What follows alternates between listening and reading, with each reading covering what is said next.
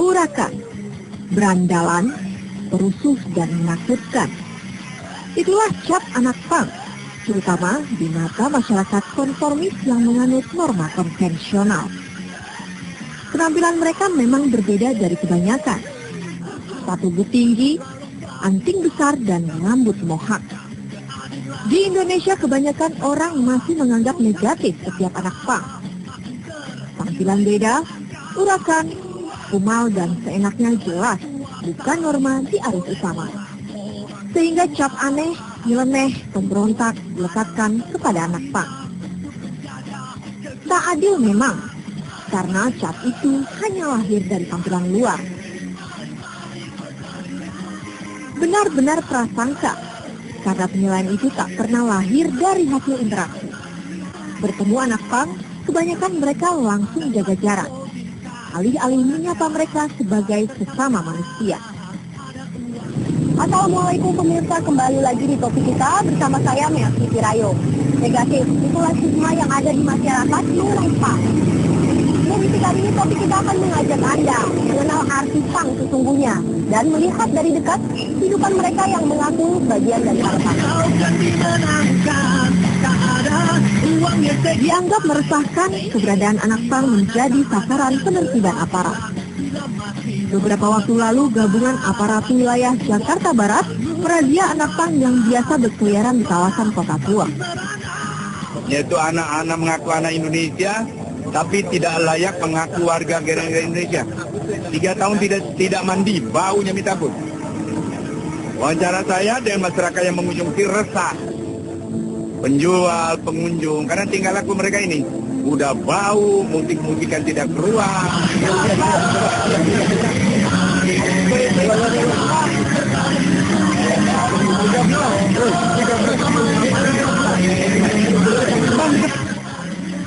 Bukan ideologi pangnya yang harus diberangus, tetapi hidup saja pelaku tindak pidananya. Soalnya mendasar ya. Jadi yang mereka hanya lihat dalam penampilan, mereka hanya melihat stigmanya yang ada, mereka hanya melihat dari ekspresinya ini akan muncul. Mereka masih memakai kacamata yang sangat pluralis, yang sangat protektif terhadap yang ada, karena mereka mengatakan ini adalah sesuatu yang patologis ya, suatu satwa ini. Harusnya aparat tidak boleh begitu. Pada dasarnya punkers sama dengan kita dan bagian dari kita juga. Di balik tampilan urakan dan semau gue, mereka juga kelompok masyarakat yang punya tujuan dan berusaha mandiri.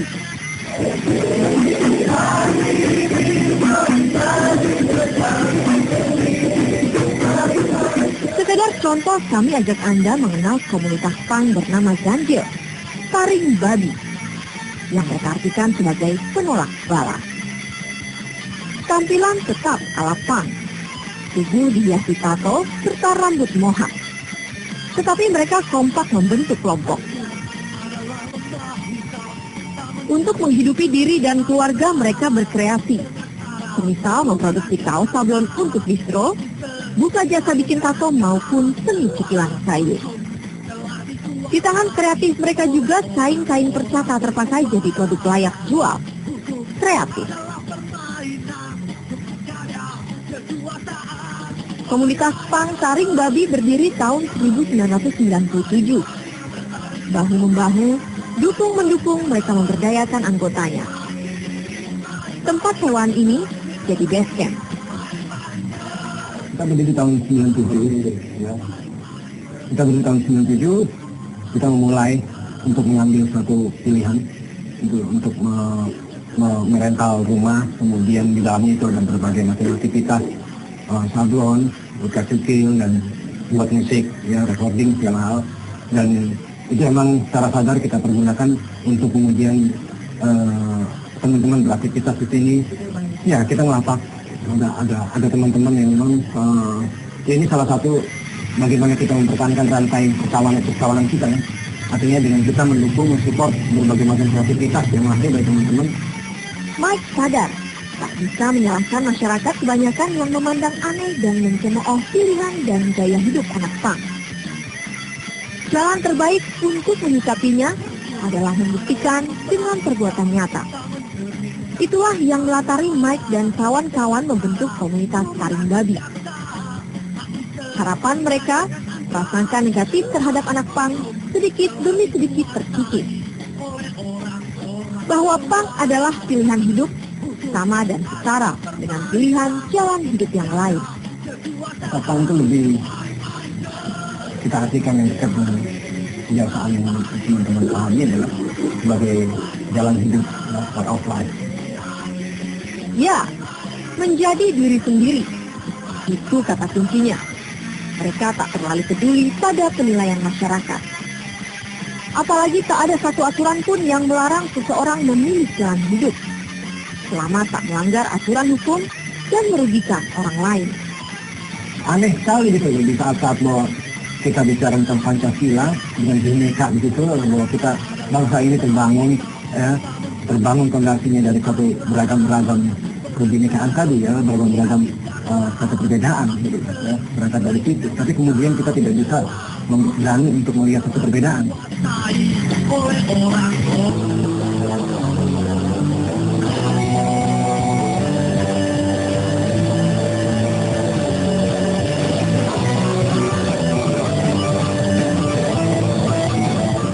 Ingin menjadi diri sendiri, itulah yang diungkap Intan, salah satu anak punk yang tim Topi kita temui.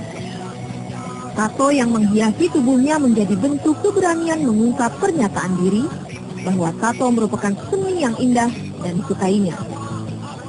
Nah, kalau buat sendiri sih gimana ya? Cuma pengen ngeluarin gue yang sebenarnya. Cuma pengen orang biasa. Cuma karena kalau di keluarga itu kan gue dikenalnya diem atau kayak gimana. Nah itu gue nggak nyaman dengan hidup gue kayak gitu. Sejak kelas 6 SD, gadis berusia 20 tahun sudah terbiasa hidup di jalan, mengais rezeki untuk biaya sekolah. Keadaan yang memaksanya. Di jalanlah, Intan menemukan kebahagiaan bisa berbagi dengan teman-teman yang terlebih dahulu menjadi bagian dari punk. Ini ya gue bisa belak-belakan, berekspresi ya, bisa ketawa, lepas. Gak kayak yang gue rasain di keluarga. Ya paling gue ngamen atau kayak gimana, nyablon atau kayak gimana gitu. Alasan mereka memilih jalan hidup punk beragam. Tak pernah terlintas di benak Bobby untuk berpenampilan seperti sekarang ini. Awalnya sih nggak pernah mau, nggak tato, cuma mau hak tuh penampilan kayak ini nggak pernah mau. Karena dulu masih senang musiknya kan, dengan musik kita dengerin. Cuman kebetulan kenal sama teman-teman kayak Mike, Ewan di rumah. Setelah ketemu sama teman-teman itu, baru coba mau tahu punk itu apaan sih. Musik menjadi pilihan Bobby untuk berekspresi dan menuangkan kritik atas apa yang terjadi di masyarakat. Bersama Marginal, kelompok yang telah menelurkan 5 album indie, Bobby CS konsisten berekspresi.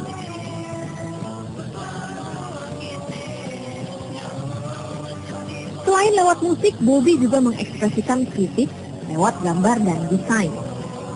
Keterampilannya membuat produk handmade membuka peluang melawat sampai ke Jerman untuk memberikan workshop di sana. Kita sebenarnya sama aja kayak semua masyarakat, kita harus kerja untuk bertahan hidup, kita harus bersosialisasi dengan tetangga, itu sama. Sebenarnya casting aja. Jalan hidup yang dipilih Bobby juga diterima sang istri Indah, yang kini tengah mengandung buah hati mereka. Penampilan Bobby yang berbeda dengan orang kebanyakan tak mengurungkan niat Indah menjadi belahan jiwa Bobby. Meski pada awalnya Indah sering risih juga, jadi pusat perhatian ketika jalan bersama Bobby. Benar-benar ibarat perkawinan dua dunia. Iya, kalau misalnya jalan ke tempat itu katanya lihat-liatin orang, karena kan secara penampilan beda. Mungkin juga mereka mikirnya kan apa sih negatif gitu loh. Tapi kan ya setiap orang bebas untuk berpikir gitu. Saya memang lebih suka seseorang yang berpenampilan seperti ini dibandingkan orang-orang normal gitu, karena pastinya dengan penampilan seperti ini dia bertanggung jawab dengan apa yang dia lakukan. Sama seperti kebanyakan suami, Dobi tak segan-segan membantu sang istri menyelesaikan pekerjaan rumah. Sebenarnya kehidupan juga normal juga sih, mungkin secara penampilan aja, tapi secara kehidupan yang lainnya sama seperti orang-orang umumnya. Tentu saja, sepatutnya kita tidak bersikap a priori, mengecilkan, mencemooh atau berpandangan fisik terhadap anak pang. Meskipun berbeda, mereka adalah bagian dari masyarakat. Mengutip pepatah, jangan menilai buku hanya dari sampulnya, karena sudah pasti salah. Malahan ada orang yang sangat bijak mengatakan, perubahan dalam masyarakat dan masyarakat baru dimulai dengan satu bentuk penyimpangan. Penyimpangan kemudian menunjukkan yang baru, sehingga masyarakat itu berkembang.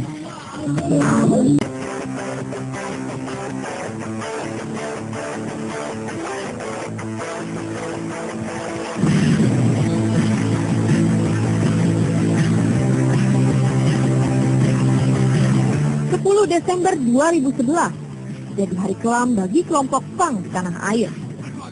Sedikitnya 60 orang dengan atribut pang ditangkap oleh polisi Syariah Nangro Aceh Darussalam. Para pangses berambut mohak dicukup paksa dan tindikannya dicopot. Tak hanya itu, mereka juga harus menjalani apa yang penguasa sebut pembinaan. Penangkapan ini bermula dari penertiban konser musik di Taman Budaya Banda Aceh. Sekitar 65 anak pang, baik dari Aceh, Sumatera Utara, Palembang, Lampung hingga Jakarta, diangkut aparat. Tindakan represif ini menuai protes, tak hanya dari dalam negeri, juga luar negeri. Kondisi Aceh agak sedikit lain dengan kondisi yang di Indonesia umum. Karena di Aceh itu merupakan daerah istimewa. Dan Aceh ini kelihatannya mau melakukan semacam pemurnian. Yang namanya hal-hal yang seperti itu tidak akan masuk. Dan ini memang ada juga dampak dari di mana di Iran dan Irak itu, atau Iran ya, yang mulai dilakukan satu pemerintah ikut campur, pemerintahan ikut campur, khususnya pemuka-pemuka agama untuk melawan masuknya budaya barat. Itu apa yang terjadi di sana itu sangat-sangat merendahkan daripada nilai-nilai kebangsaan kita gitu loh. Ya kalau memang mereka adalah melakukan tindakan kriminal, ya tolong ada hukum di situ. Kenakan mereka pasal pidana, tidak dengan kemudian mereka ditangkap tanpa sebuah alasan, tanpa ada alasan hukumnya, kemudian hanya merujuk pada orang-orang yang ada di sana yang merasa benar atas dirinya sendiri, kemudian melakukan hal-hal pada orang lain, itu namanya pelanggaran HAM ya. Tindakan represif aparat bisa jadi bumerang. Apalagi jelas-jelas tak ada aturan yang bisa dijeratkan pada mereka. Alih-alih memaksa seorang pang menjadi konformis, cara-cara represif mungkin justru semakin mengobarkan sikap pemberontakan. Apakah yang disebut pemerintah daerah setempat sebagai pembinaan membuahkan hasil? 10 hari dipaksa mondok di kompleks sekolah polisi negara Selawah, Aceh Besar, tak mengubah seorang Ijal. Dia kembali turun ke jalan untuk bertahan hidup karena sulit mendapatkan pekerjaan. Janji pemerintah kota Banda Aceh mewadahi kreativitas para pangses di bidang musik dan grafis tidak jua terrealisasi. Ijal kembali mengamen. Dia merasa kebebasannya bermusik dan berekspresi telah dirampas. Akhirnya aku putus asa dengan janji mereka. Sekian lama aku menunggu sampai sekarang. Janji mereka itu belum ada yang terbukti buat aku, buat kami, buat pemutus kami. Buat kami yang kemarin tertangkap selama 2 hari dengan jumlah orang 65 orang. Tapi apa yang saya nyatakan, yang keluar dari kata-kata mereka yang menjadi ekonomi tidak ada sama sekali. Ijal menilai tindakan pemerintah kota Banda Aceh berlebihan. Jangan-jangan hanya jadi ajang mencari popularitas jelang pemilu kada Aceh April mendatang. Punk pada awal kemunculannya tahun 70-an di Inggris merupakan reaksi protes atas ketidakberesan sistem sosial, ekonomi, dan politik yang tidak menguntungkan mereka. Pemerintah dinilai sebagai penindas yang memaksakan kehendak pada rakyatnya. Kata punk sendiri adalah singkatan dari Public United Not Kingdom, yang diartikan kumpulan orang anti peraturan kerajaan. Mereka selalu bangga menjadi diri sendiri, melawan kapitalisme dengan barang-barang buatan sendiri. Artinya bahwa identifikasi tentang punk itu nggak mesti harus semua hal. Tapi dalam hal ini siapapun yang berani menjadi diri sendiri, karena dalam punk sendiri ada istilah be yourself. Kebebasan berekspresi itulah yang diusung. Berani menjadi diri sendiri dan berbeda dari kebanyakan orang tentu tak mudah. Tetapi mereka melakukan itu. Mereka berharap masyarakat dapat menerima perbedaan yang ada. Bila di antara mereka terbukti ada yang melanggar hukum, biarkanlah hukum berbicara secara adil tanpa menghakimi bahwa demikian. Itu sudah topik kita kali ini. Assalamualaikum.